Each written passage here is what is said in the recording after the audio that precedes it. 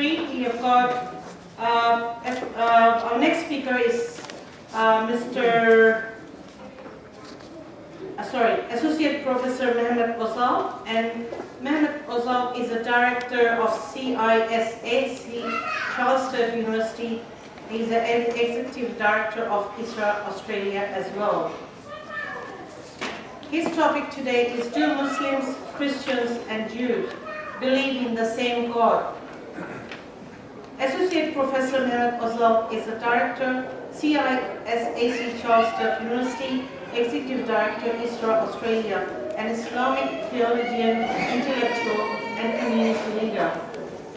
Mehmet is one of the co-founders of Affinity Intercultural Foundation in 2000, an organization dedicated to intercultural and interfaith harmony in Australia. In 2009, Mehmet founded ISRA Australia, Islamic Sciences and Research Academy of Australia. He established the Centre for Islamic Studies and Civilisation at Charles Sturt University, Australia. Mehmet lectures in theology, Islamic history and contemporary issues on Islam and Muslims. He also serves as the Muslim chaplain at the University of Sydney and the Macquarie University. He was awarded Australian Muslim Role Model of the Year in 2012. He is the author of 3 books, 101 Questions You Asked About Islam, Islam in the Modern World, and Islam Between Tradition and Modernity, and Australian Perspective. Please give a warm welcome to Associate Professor Mehmet Ozalp.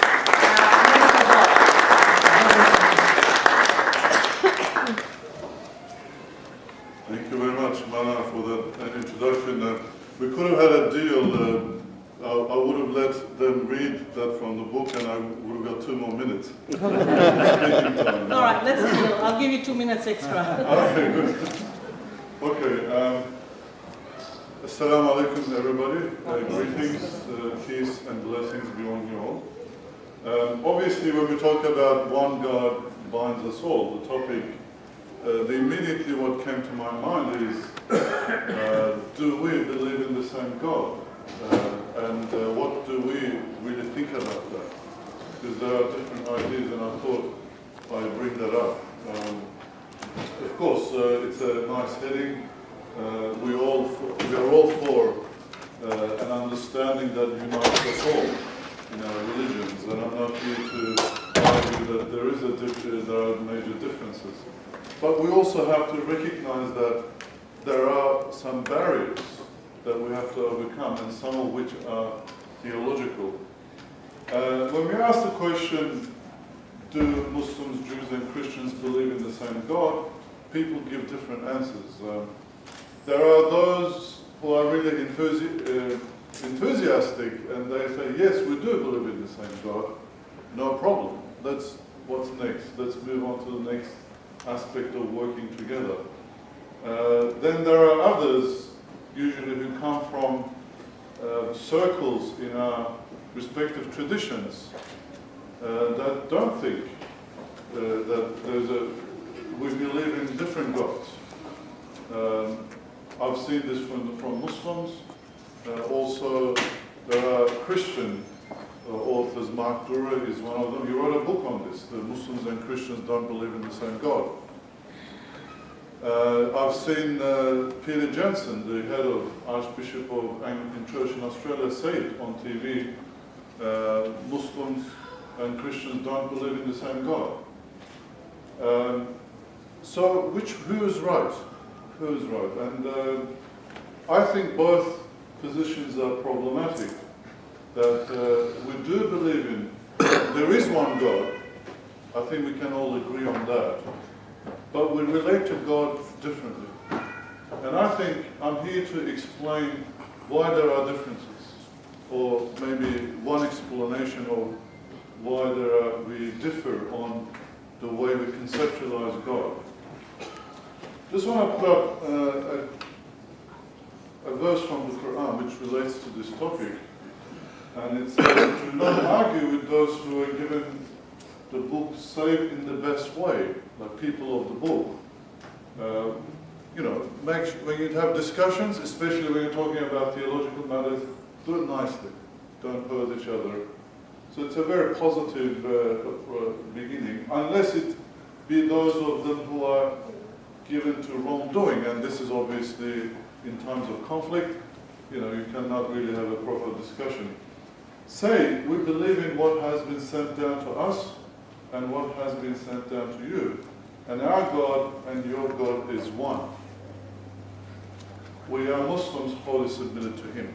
Now I put the key phrase there in Arabic, وَإِلَهُنَا وَإِلَهُكُمْ وَاحِدٌ.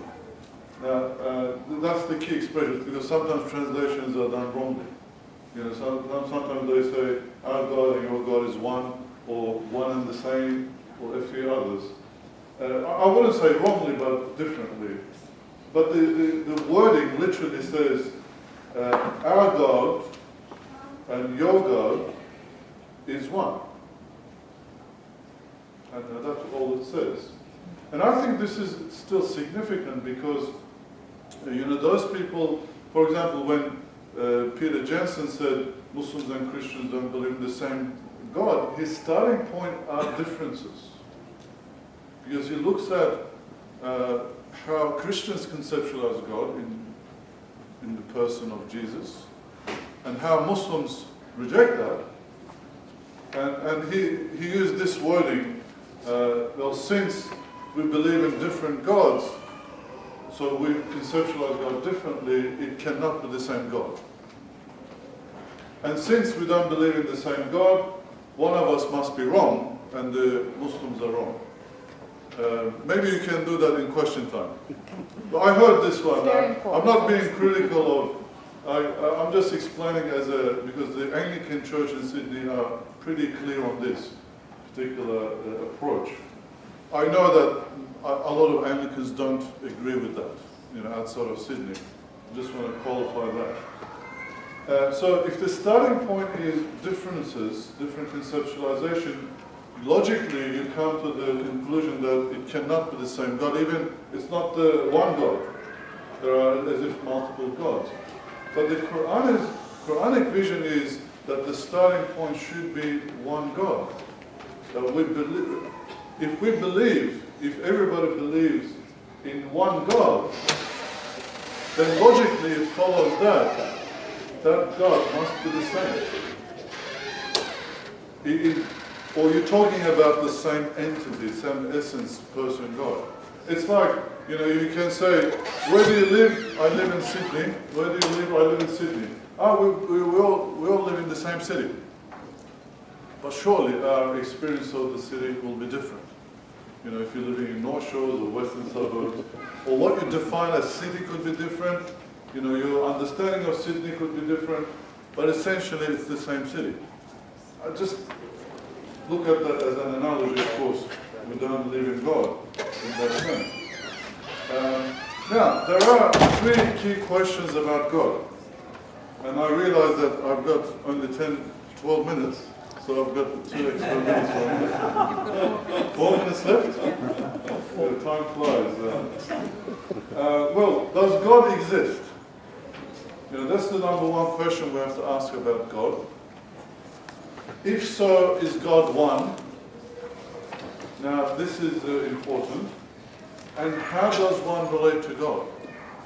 So these are the three fundamental questions that we must ask ourselves about God. Each faith tradition has to focus on this. Now in lieu of time, I just want to skip these couple of slides. There's a broad consensus about that we all, Jews, Muslims, Christians, we all believe that God exists. And we have even borrowed from one another various proofs of God's existence, including Moses Maimonides, Thomas Aquinas, and I'll skip that. Also, I would argue that followers of three Abrahamic faiths would claim that they all believe in one God. I know there is a doctrine of Trinity that it comes in at this point, but I think that's related to how one ultimately relates to God. But they all agree that God has created the universe and continues to govern it in one shape or form. And there is also broad agreement on some essential attributes of God.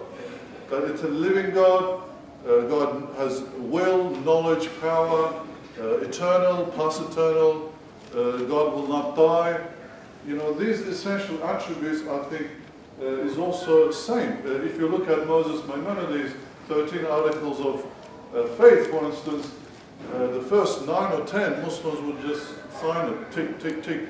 And admittedly, I've seen a description of God from Anglican Church literature, which I could also agree with, like omniscience, omnipotence of God. So we have broad agreement on that as well. So the main differences emerge from the way followers of three faiths relate to God. And it's really a problem of transcendence and immanence. That is, how do you relate to God who is transcendent beyond space and time in a way that you bring presence of God to you, or you feel the presence of God near you?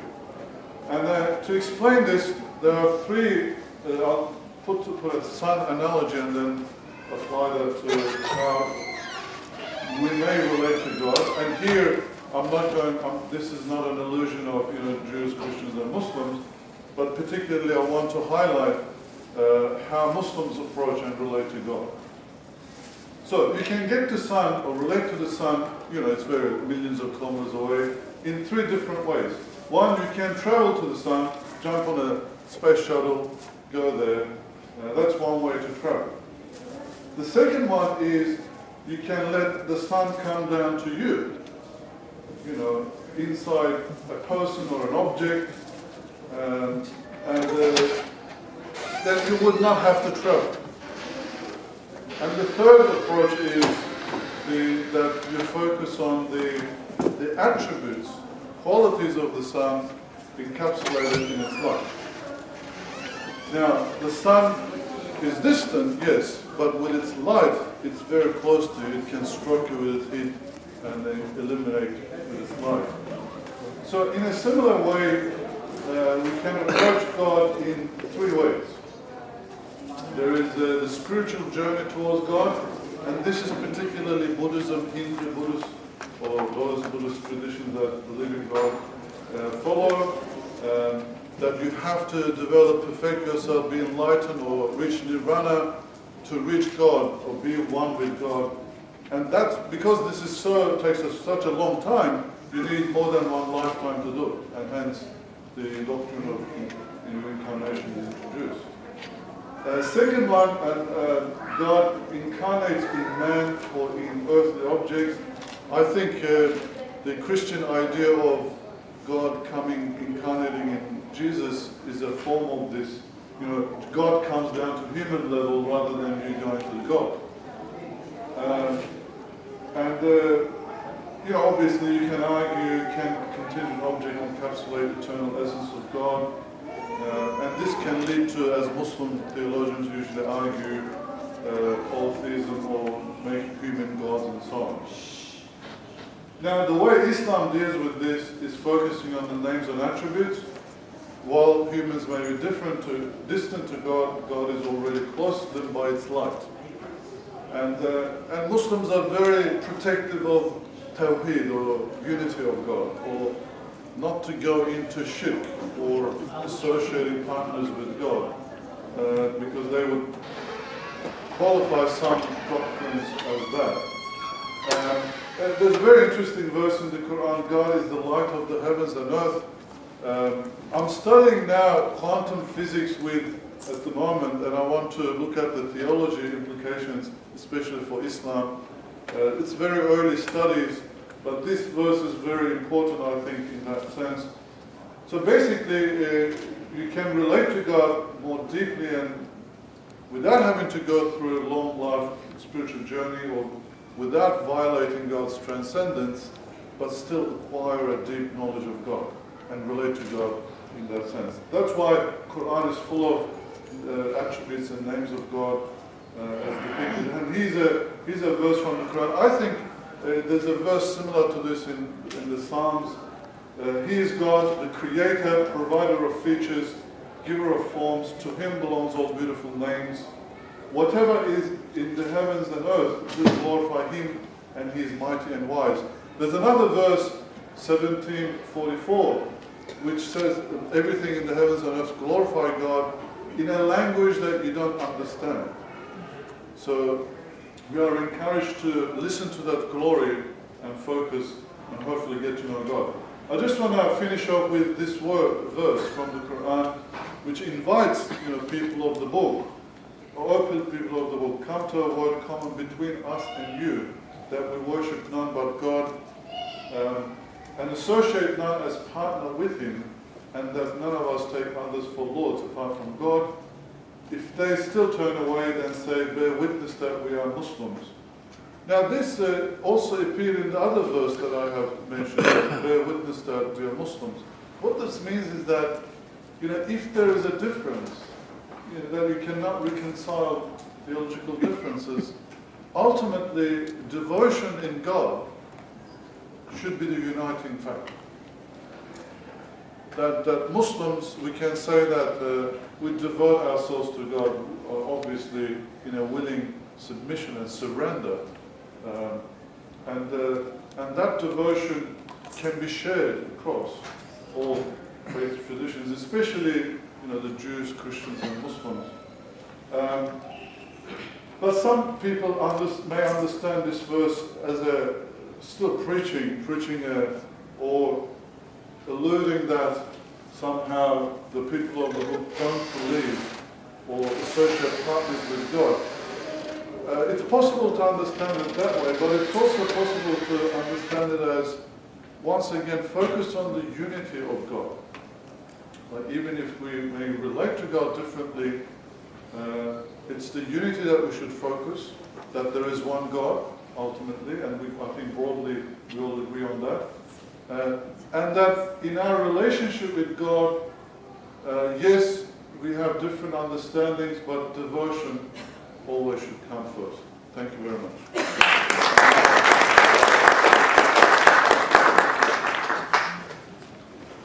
Thank you, Mr. Mehmet Ozalp. Sorry, I made the deal, but I didn't give you 2 minutes extra because that won't be fair for other speakers. That's okay. Yeah, but anyway, I have given extra time to all the speakers, like 2 minutes. So, well, Dave is there, then it's been fair. Now I would like to call upon Dr. Professor Mehmet, and his topic is Quranic directive following Prophet Ibrahim. So while he's getting ready, what I would like you to do, if you have got questions written down, if you would ask, bring it down here. I don't know where the volunteers are. A volunteer there. Can you come and move around? So if there are any questions, you'll be given, and you can sort of take to those. Any questions? I've got some written. Written? Do you want to keep it with you, or yeah? Yeah, is that yeah, okay? that's fine. That's fine. Anyone else has? Okay, there. One there. Right here. If you can get that one. If you're most welcome, if you want to keep your questions with you, and you will be given the microphone to say it, and if you want to submit it, that's fine. Ibrahim, just get rid of that mic, the other mic, just move it around.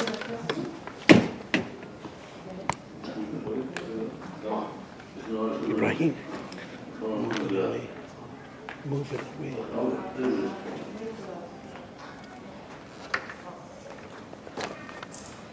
Dr. Assalamualaikum. Just The greetings of peace. Today, Ram.